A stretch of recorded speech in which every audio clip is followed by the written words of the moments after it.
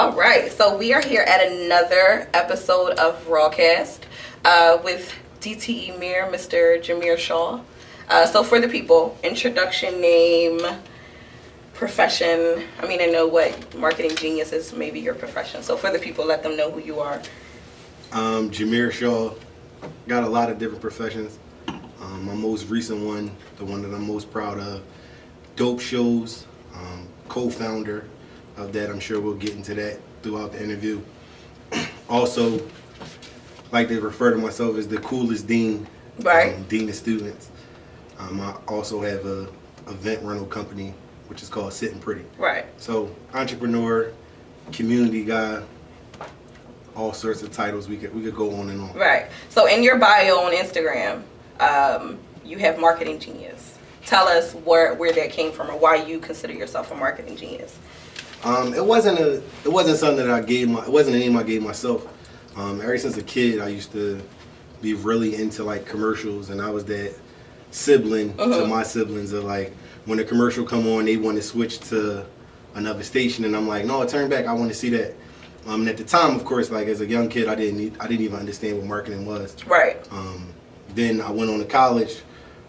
Went to college, still didn't. I had already done some marketing early on, but I went to college, still didn't really know what marketing was. And then my advisor had asked me if I was interested in the intro to marketing course. I took it. And where the whole concept of marketing genius came from, my friends would always call me with different ideas. I was in the party circuit. We would throw parties a lot. Right. My sister is an entrepreneur as well. So they would always call me with different ideas, and like on the spot I would just come up with like what I thought or what I felt like the people would like. So you kind of were like a marketing genius before you knew you were a marketing genius. Right. Right. So then my friends started saying like, well, I don't want to go on with this idea until I talk to you because I know you a marketing genius or those type of things. And then a lot of my professors started to say things like, yo, you really you looked at that different, or you thought outside the box with that. So it's something that just stuck over the years. And then I didn't even actually add that to my Instagram profile until we started Dope Shows, and then like we was going out of town, like we did a show in Boston, and the people in Boston was kind of like, yo, where do y'all come up with y'all marketing from? Or like we never saw. And then my partner Steph started saying stuff like, no, he the marketing genius behind it. And then I was like, you know what, I'm just going to add that to my Instagram and to like what I got going on, because I feel like that's a part of Jamir as the brand, not just what I've done for other people. Right. Definitely. I definitely feel that. So the whole DTE thing, I always wanted to know, what is DTE? Who is DTE Mir? So, that's your Instagram name for those who don't know. Right. That is my Instagram name. DTE, I would say, was the first business that I started. It was kind of like what the acronym stands for is, it was the Team Entertainment. Okay. It was some of my family, some of my closest friends at that time. We used to rap. We was throwing parties. It was like a whole sort of like entertainment company is what we were going for. So a lot of people that attended parties and things back then still like knew me as that, or knew me being attached to that. It was a few Mirs in the city, or a few Mirs that was on the party scene at that time. So I just figured we all threw like the DT in front of our names. So they knew exactly who you were. Right. All right, so one of my questions, but I feel like you kind of answered it already. The entrepreneur life, you got into it when you were young. So one of my questions, was it hard, but it kind of came natural to you? I feel like it came natural because of my family, being 100% honest. My great-grandpa ran a business in North Philly called Piggy's. It was a barbecue restaurant for years. So I grew up always hearing those stories.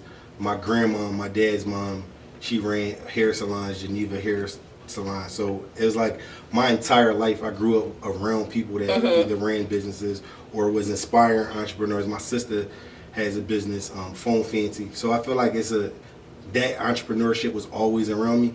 I always felt like that was the only true way to gain wealth. Right. So to me, it was like, although I dibbled and dabbled in other things, entrepreneurship was always, since I was young, something that I aspired to do. Right. Understood. So we kind of spoke on it a little bit with your introduction, Dope Shows. Tell us what that is exactly. So Dope Shows is a boutique global concert promotion company. Okay. We basically put on pop-up shows. So it's not typically tours. Sometimes we'll take them to multiple cities, but that's not the notion going into it. So it's more like your fun. We add a lot of different things to our shows. It's not just like somebody on the stage rapping. You'll see video boards. You'll see other like painters and other artists displaying their crafts. And we just wanted to be like that within itself. Like we want you to come out and it's like a dope show from start to finish. We strategically plan like with our openers or the artists that we select. We just wanted to be a dope environment for everybody. Right. So what are some artists that Dope Shows has worked with so far? So we worked with Jeezy, Rick Ross, Fabulous, Jadakiss, P&B Rock, YBS Scola. I think that might be it. Yeah. So the I'm missing somebody, but it'll come to you. Yeah. The P&B Rock show, sold out show. Y'all added a second one. How does that feel to sell out of the first show and have to add a second one?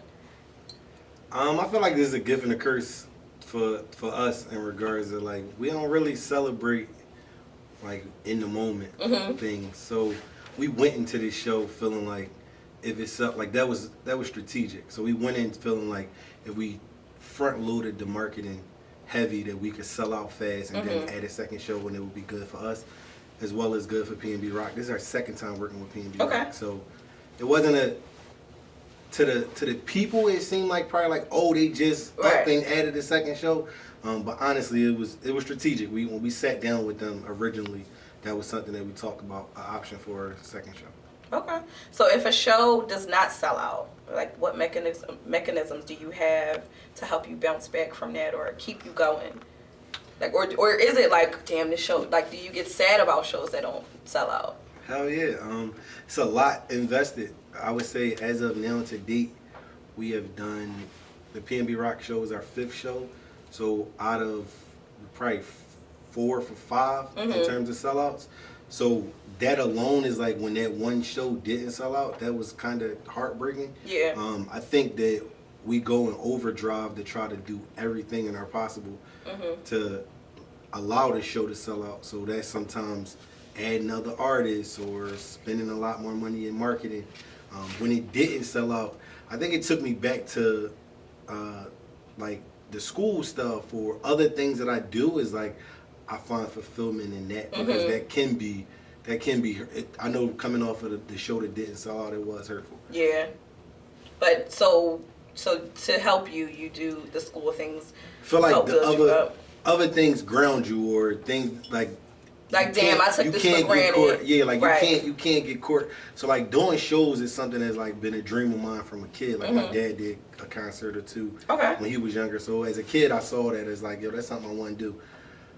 So naturally sometimes that could make you like look at other things. Like it's been times where I looked at my dean life and be kind of like, my days over here is numbered. Right. But then when you don't have that success with the show, but then you come back to school and you still miss the show, and they still love you to death. It's like those things just keep you grounded. Those things keep you going, yeah. So I feel like I lean more on, when I don't see the success with anything I'm doing, I lean on like my organic relationships and people that I know love me regardless of what I got going on. And that's a good way to, that's definitely a good way to cope with, not failure, like for lack of a better word, it's not failure, but you know, yeah. So do you have a certain criteria, like do you go for certain artists or is it just like you have a team, so what's your team's, I guess, like strategy to choose an artist? Or I feel like it come first emotionally to the music, like the attachment. So prime example, P&B Rock dropped a tape recently called Catch These Vibes. Okay. The first day it came out, I listened to it,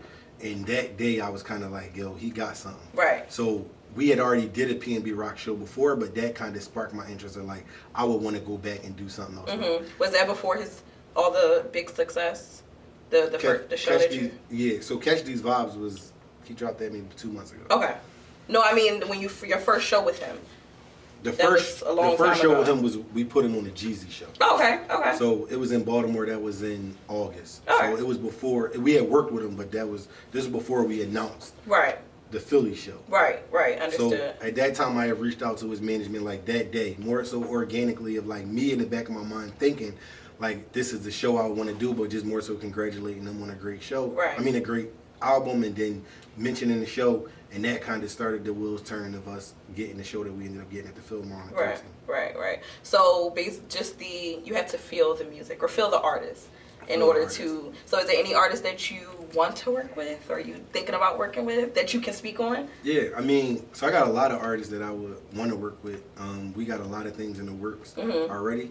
However, like my dream artist is Jay-Z. At some point, I'm gonna get me a Jay-Z show, and at that point, that's probably when we talk about celebrations and different things. Like the moment I'm able to announce that Dope Shows is doing a Jay-Z concert, that's gonna be it. Like feel like amazing. So is that, do you want to do a Jay-Z show for like reasons of your own? Is it, I mean, money definitely is probably one, but like, is it anything that makes you be like, damn, I gotta get a Jay-Z show? I mean, Jay-Z is somebody that I idolized growing up. So like, I feel like he's my favorite artist. He's somebody that I've studied just their entrepreneurship background as well as what they've done, how they influence the rap culture. Right. So to me, it's like, you made it if you were able to put on a Jay-Z show. For sure. Like, and he's not somebody that typically works with promoters or small companies. He's had Live Nation contracts his entire career. So it would just be amazing to get like a pop-up Jay-Z show somewhere. Yeah, that would be amazing. I'm excited for the song. Like it's my thing, because I love Jay-Z and his shows are amazing. So definitely could feel that. So as far as a team, you have a team. How important do you feel it is to have a team, or like how long has it taken you to build a team to where? Because I feel like Dope Shows is, I mean, you have, like you said, you have other businesses, but Dope Shows is pretty a legit business. So how long has it taken you to build a team that you can now present Dope Shows to? Or I mean, I think the team piece of it is super important. This is the first business that I've really embarked on having a team. Other businesses I've done just solely myself or one other person. I see the importance of it. I'm actually trying to recruit other people to be a part of the team. We can't do it all. I saw it most important though when we went out of town. We did a show in Boston. We also did a show in Baltimore. And I really saw it when we was in Baltimore, because Baltimore culture is like, they don't really just it's kind of like Philly. They don't just let anybody in. Right. Like you kind of got to get walked in through every door with somebody. So our team in Baltimore was really important because we added like 4 or 5 people that was from Baltimore for the team, just to the Dope Shows team for that one show. But it helped in a lot of ways. We ended up getting sponsorships from it. We ended up being able to facilitate great relationships from it, just from them allowing us their network. So how many people do you have on your team?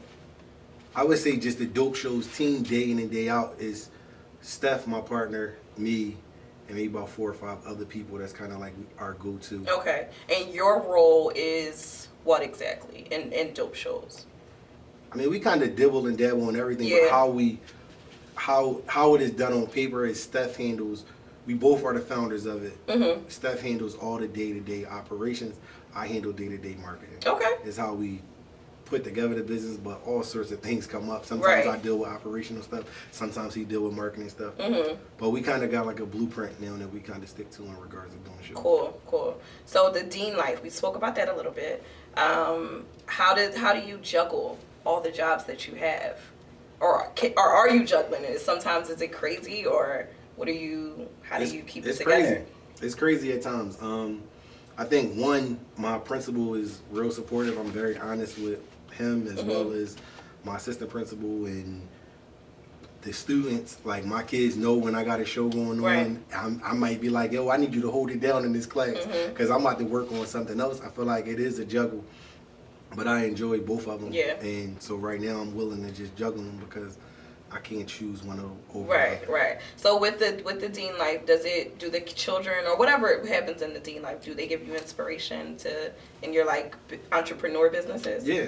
I mean, I think when I was growing up, I saw my grandmom and I saw my great grandpa. I saw all these other people with businesses, but the people that I idolized with at that time was like the drug dealers and the street guys because I could see the immediate success. Exactly. With my students, I feel like a lot of them like write me letters or say things in passing. I'm like, yo, you motivate me. Or when I get older, I want to be like you. I feel like that's what keep me going because it's like they can see the success or they can see like what they feel like success is right now, or they can see like the little money stuff or different things, or see me with the celebrities and like then see me back at work still telling them like, all right, it's time to get to class. I feel like they got a different level of respect for it.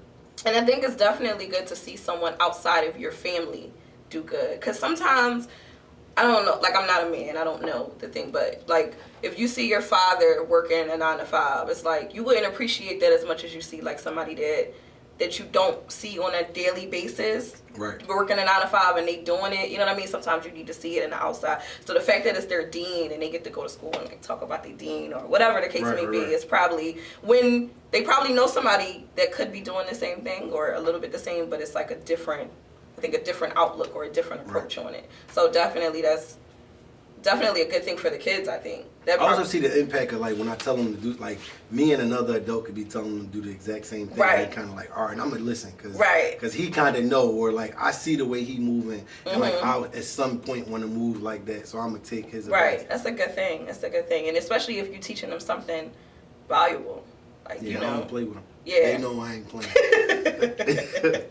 What grade is it? High school? No, 6th through 8th, so middle school. Okay. Cool. And I think those are the most important years. Those are the years where the most influential. You could get turned out, or you could be turned on. Right. That's the perfect way to explain it, for sure. So, if you can, tips for people marketing or tips for entrepreneurs, because you are an entrepreneur of many talents. So, tips maybe if you can give someone, or something that you wish somebody would have told you before going into business. I would say whatever you do, give it 150%. A lot of times early on, I could think back to things that I did and I ain't really give 100%, and that's probably why it didn't work. I also wish I would have been financial literacy early on. Like if I would have really known, like some of the investments I'm making now at 30, I wish I would have been able to make at 20. Right. But at 20, I was making the money, and everybody around me that was older that was telling me, I felt like they didn't know what they was talking about. Right. My grandma used to talk to me about this thing called generational wealth when I was a kid, and I used to feel like she don't know what she's talking about. But now at 30, like I wish I would have did some of them things when I was younger. But so timing is everything as well, because you had the knowledge. Yeah, but I ain't think like, I don't know what they talking about. I was hearing the knowledge. I didn't really have it. Yeah. So any tips is like, be smart with your money. Make sure you get your credit right. Like, I feel like all of those things really you could go in all different directions. I'm working on some real estate deals now, and that's like something when I was younger that I wasn't really on. So I think that all of those things come into play. If you could use somebody else's money to funnel your dreams, it's like, why not? Right. So, but you can't put yourself in that position if your credit ain't right. So right. I feel like credit, you could buy anything with good credit, street credit. Yeah, everything. It ain't any kind of credit. It's just like, it ain't just like gotta be. Yeah, right. Yeah, that's amazing. So with Dope Shows, just to backtrack a little bit, do you have anything that you're working on past? I mean, if you can speak on, you probably can't speak on those kind of things, can you? Ask the question. We'll see. Like, are you working on? Do you have anything in the works that you can speak on, or is it kind of like, do you plan ahead, or So every year we go into, so Dope Show started in December 2016. So when we first started the company, we initially had X amount of goals that we want to accomplish. Some of those was like doing a show successful out of town, which we've accomplished, doing X amount of shows period as a company. So then when we come in this year, we basically say that we want to do, let's say 7 to 8 shows in our city. So that doesn't include us going out of town at all. So just focusing here. So that's one goal. We count P&B Rock Show as one show. So what folks can look forward to is that we got 6 or 7 more shows that we're going to do in the city of Philadelphia this year. And P&B Rock Show is when again? It is Saturday, January 13th at the Fillmore. It's 2 shows. It's a 4 p.m. show and an 8 p.m. show. Wait, it's the same day? Same day. OMG. How many songs? That's a lot of songs that he got to perform.